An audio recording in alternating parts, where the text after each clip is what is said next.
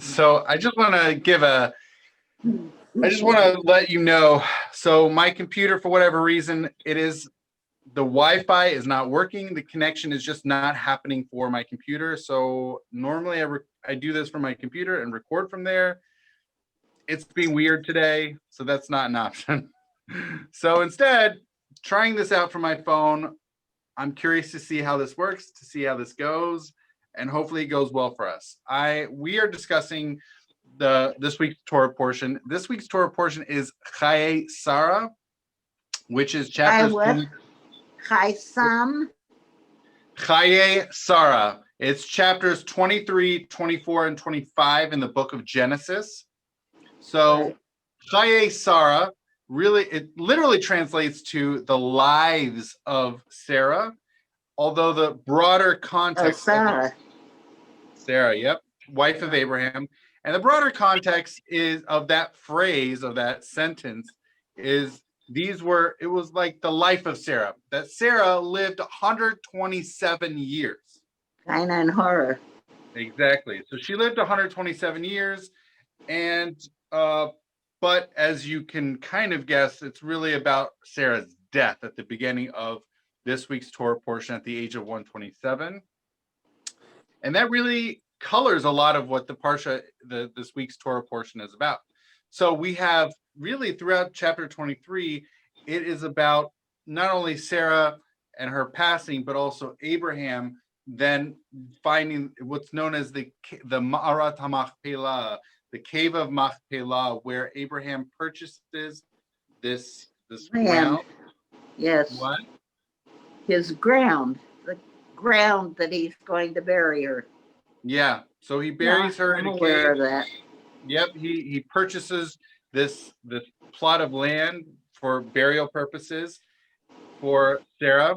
And what's interesting is he doesn't, even though there's a lot about that, what we see next is really Abraham doesn't just throw up his hands and say, okay, that's it, everything's over. What's really fascinating is on the heels of his burying Sarah, not only acquiring this plot of land with which to bury Sarah, but also the very next thing that we see is that Abraham is invested. He's really interested in the future. And this is how he does it, not just the past. And he doesn't just, I'm sure there is some mourning involved over Sarah's passing. They'd been together for decades and decades, but he then seeks to find a spouse, a wife for his son Isaac, or in Hebrew, Yitzchak.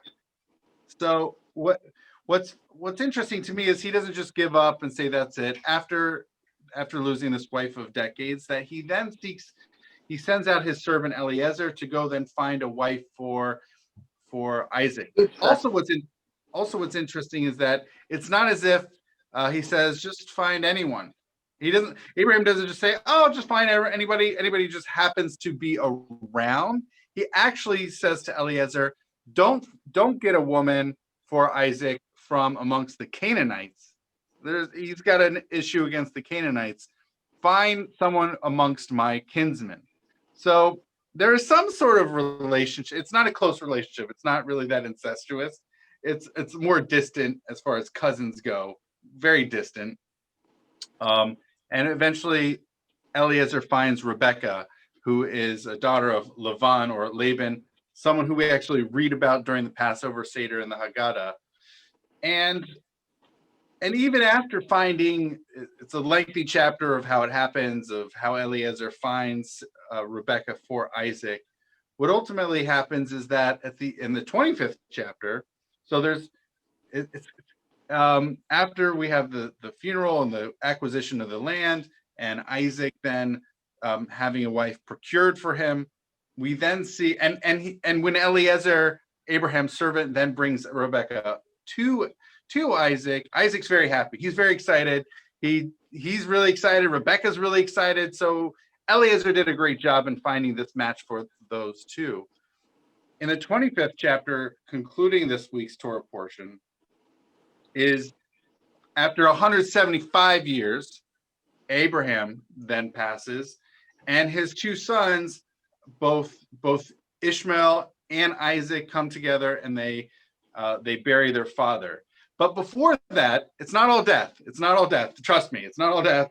But beforehand, what's really fascinating is that after Abraham has a wife found for Isaac, he then finds another woman.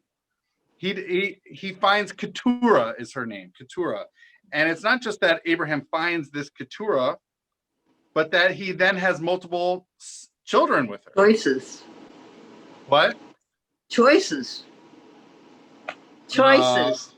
Yes, I mean Abraham does have choices. There are still apparently plenty of women in the world, but he has multiple children with Keturah. Keturah? How do you spell that? Keturah. Keturah. It's in the 25th chapter of the book of Genesis. Where do I find the book of Genesis in English that I can follow that in?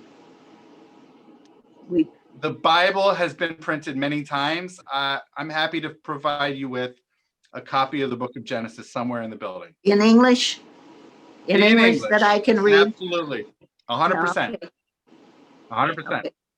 So that's really, I think that's something that doesn't get mentioned much. Abraham, after many years, has no children. Sarah, I think she's in her 90s. I think she's 90 years old when they eventually have Isaac. And Abraham, it's really fascinating. If we go back a number of chapters in the book of Genesis, God promises Abraham that he will be a father of many nations.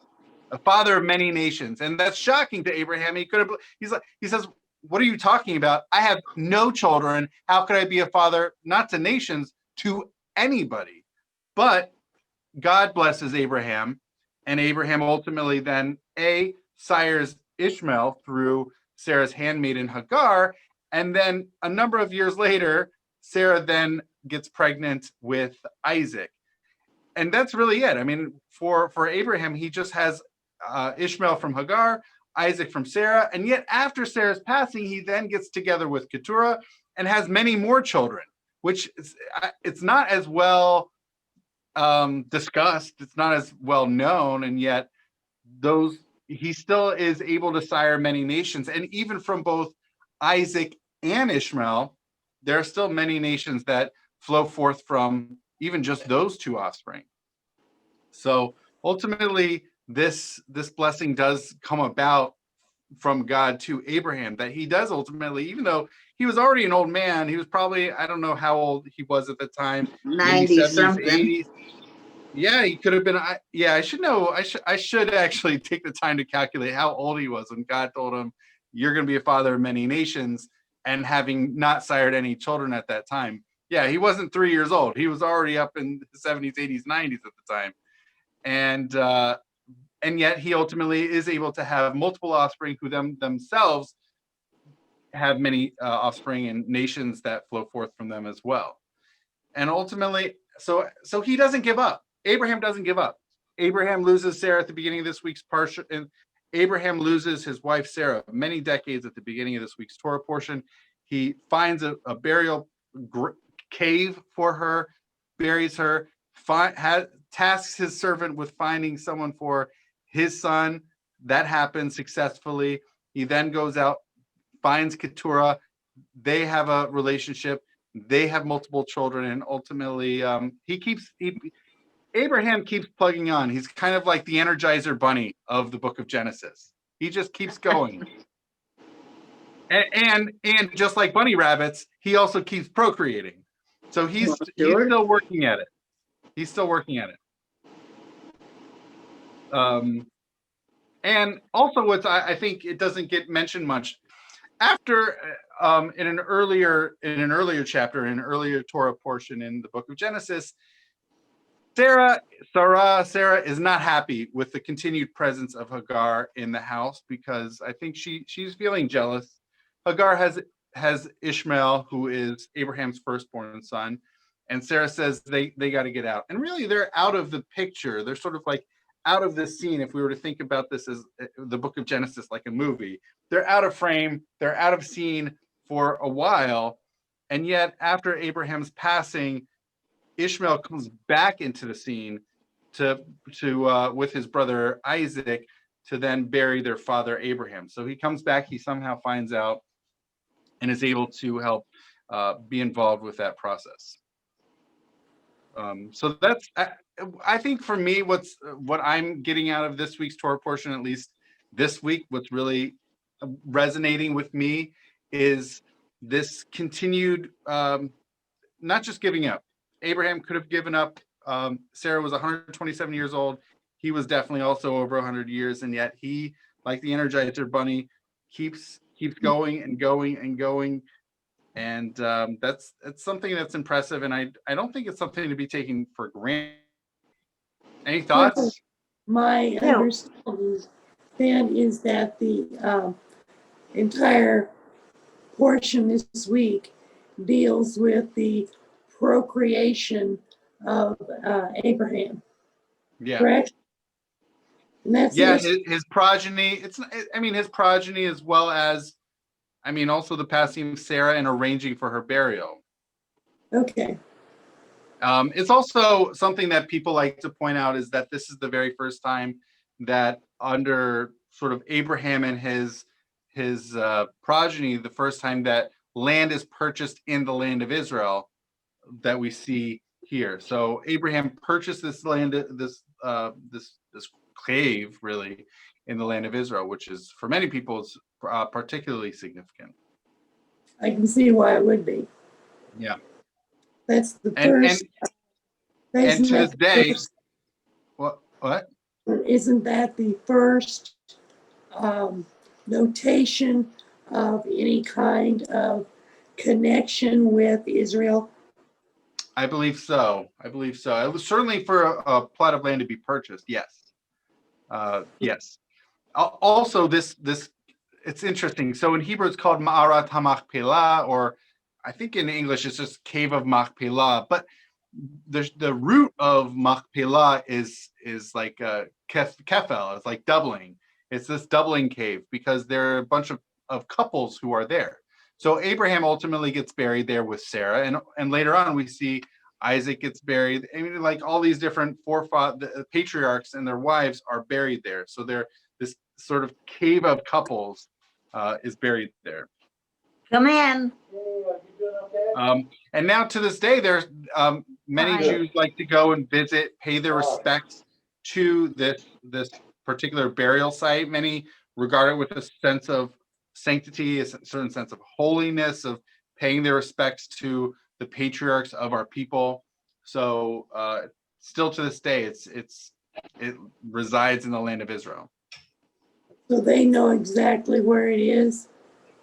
Yes. Machpelah. Where can Yes. you find it? Can we see it online? Yes. I believe it's in Hebron, which is across the Green Line.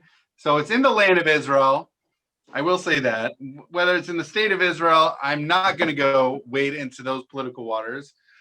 But it's in Hebrew we would say Hebron, although in English I think we would say Hebron. So Hebron would be a searchable term for that in English. Well, Right. can you find for us a particular site we can go to see that?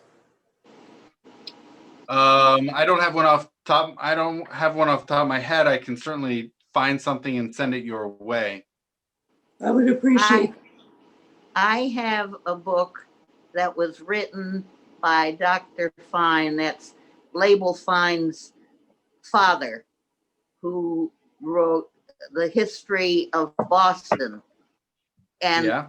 he talks about the fact that the first Jew that landed in the Boston area came onto the land because he was looking to buy a piece of land, because he wanted to know if he were going to be buried. He wanted to be buried in Jewish property in Boston. And I have this book right here that's his son is what's his name? The one who created the Moment magazine and all those Leonard Fine? subsequent. Leonard's Leonard father. Fine. Mm-hmm. Leonard Fine's father. I have a personal letter written by Leonard Fine. My teacher in Yiddish was Yeah. Dr. Fine, and he had come from Europe. And but he was told by his friends, Isaac, you've got to do it because you know the story. And he has the name of the man that got off a ship. He was just a ship's worker. He was the first Jew that landed in the Boston area, and he knew who it was and what he was doing there. He was looking for a piece of land that he could buy, so he would be having a place, if he didn't survive, to be able to be buried as a Jew. It wasn't Israel in those days, of course, but this So story, one of yeah. Absolutely. So Faye, one of the interesting things about Cincinnati history is that next year, 2021, marks the 200th anniversary, the bicentennial, the 200th anniversary of any Jewish organizations operating here in Cincinnati. And do you know what the very first one was? Boston?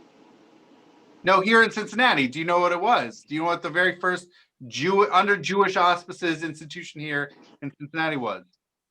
I wouldn't know. I'm not from Cincinnati originally. Cemetery. I'm A Well- cemetery. So Yes, well, this is what the Boston story is about, because this And- was his first man got off a ship and came looking for a piece of land in Boston so that he could be buried if something happened to him. And we have the name and everything written here in the handwriting of Yep. Dr. Fine, Leonard Fine's father. Where is right. it here? Where And is it Faye, here? what? Sorry, go ahead. Where is it in Cincinnati? So Where- right. No, Boston. So responding to what Faye was saying is, just as in Boston, so too here in Cincinnati, the very first Jewish institution or institution under Jewish auspices was a cemetery. And Of course. that we're coming up, that was 199 years ago.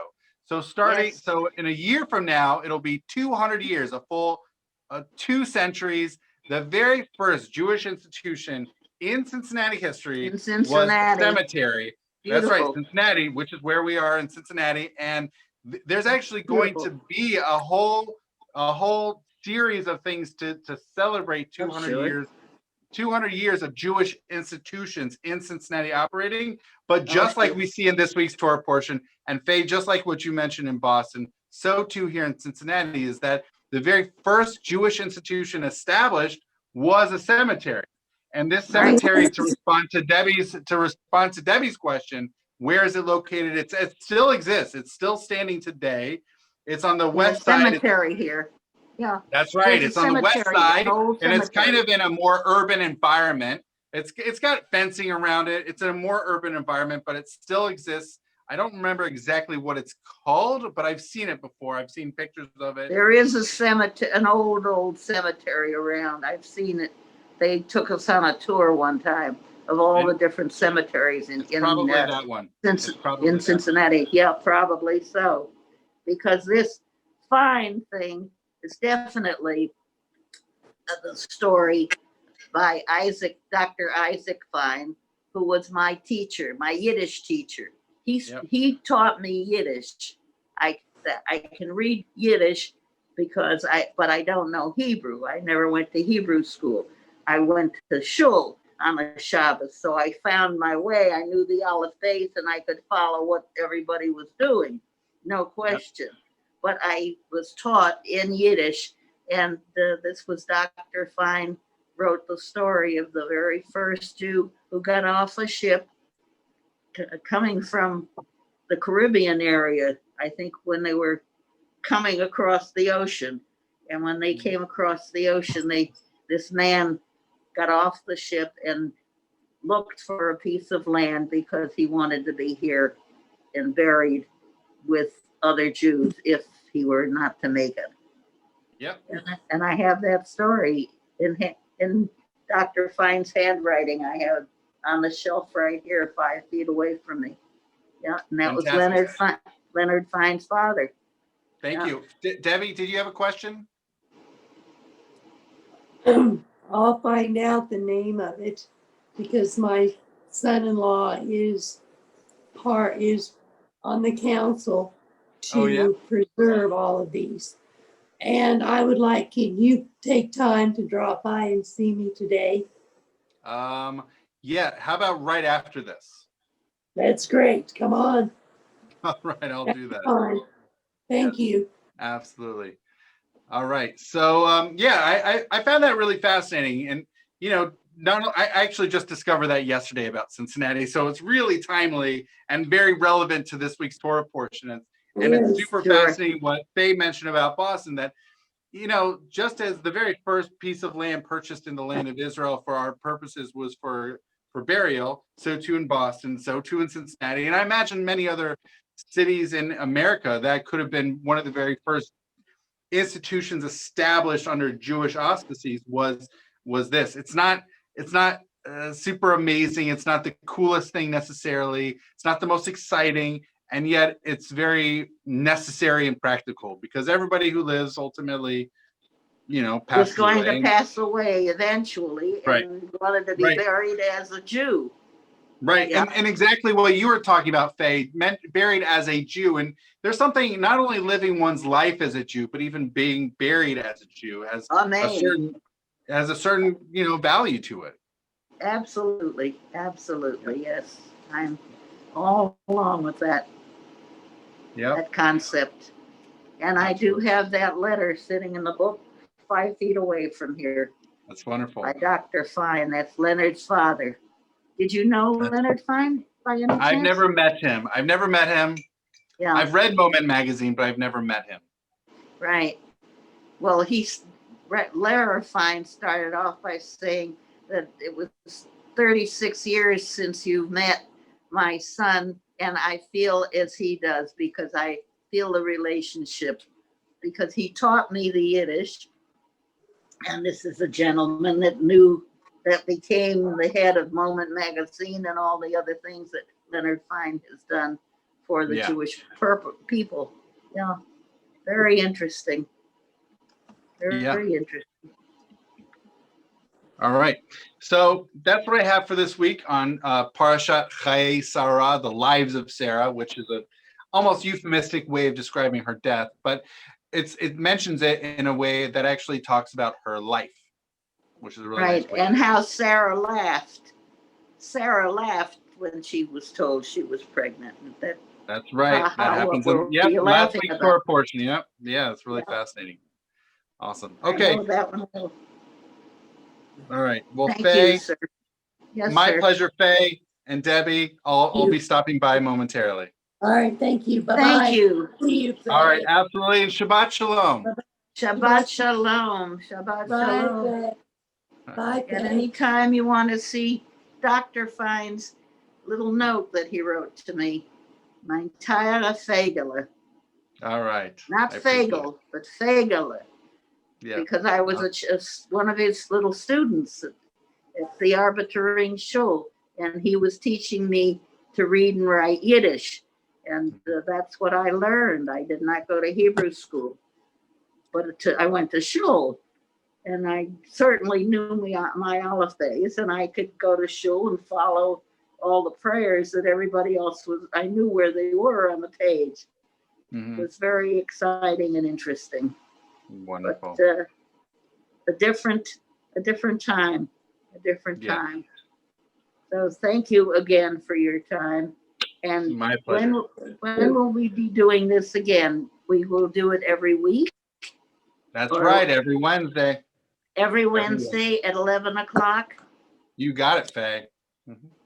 All right. Well, maybe I can work it out because I was with physical therapy and she was just leaving at 11 o'clock today.